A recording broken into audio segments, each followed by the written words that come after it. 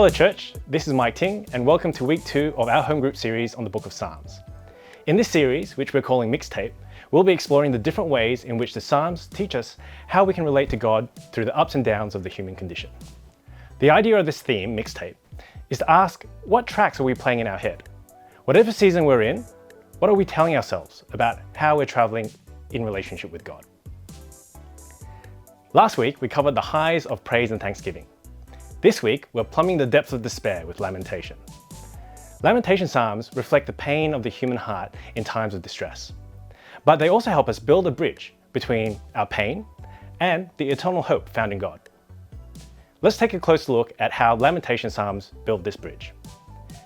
Turn with me to one of the quintessential Psalms of Lament, Psalm 22.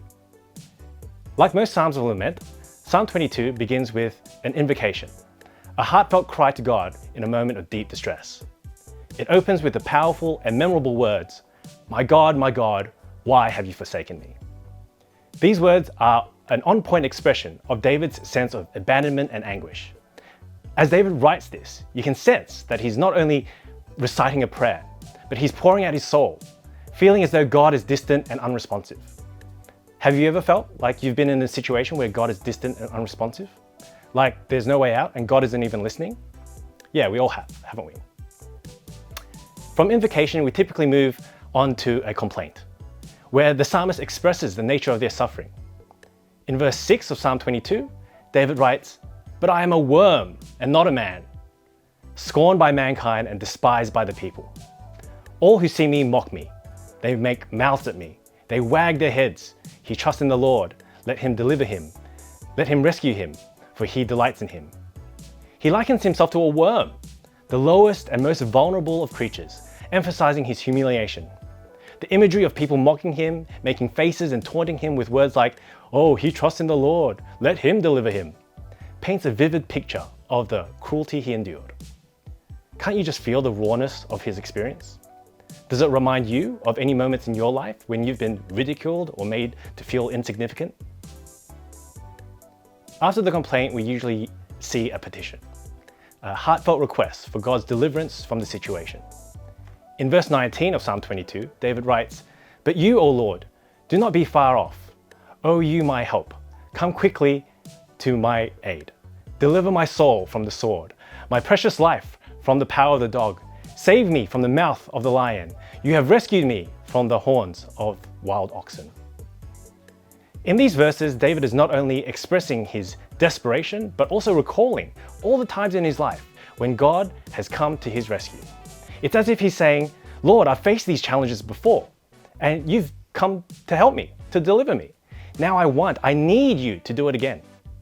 I particularly like the contrast between the physical adversity of the past that he endured and the emotional adversity of the present. David is giving me a powerful reminder that regardless of the type of despair we're in, we can turn to God with confidence. Following the petition, we usually see a statement of trust in God's ability to deliver. In verse 24 of Psalm 22, David writes, "For he has not despised or abhorred the affliction of the afflicted, and he has not hidden his face from him, but has heard when he has cried to him." In these words, you can feel David's confidence rising, not in anything that he has done, but as he reminds himself of God's faithfulness, that God responds to the cries of the afflicted, that he does not turn away from those in distress. David reminds us that even in our darkest moments, when we feel abandoned, when there's no way out, that we can find comfort in the belief that God hears us and is there for us. These words serve as a pivoting point in the psalm, as if David transitions from despair to hope. Finally, Psalms of Lament typically end in praise and acknowledgement of God's sovereignty.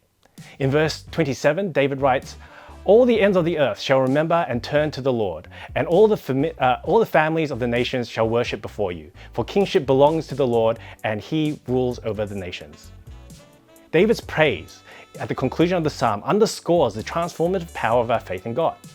It reminds us that even in our moments of deepest distress and despair, we can find hope and assurance that God is in control.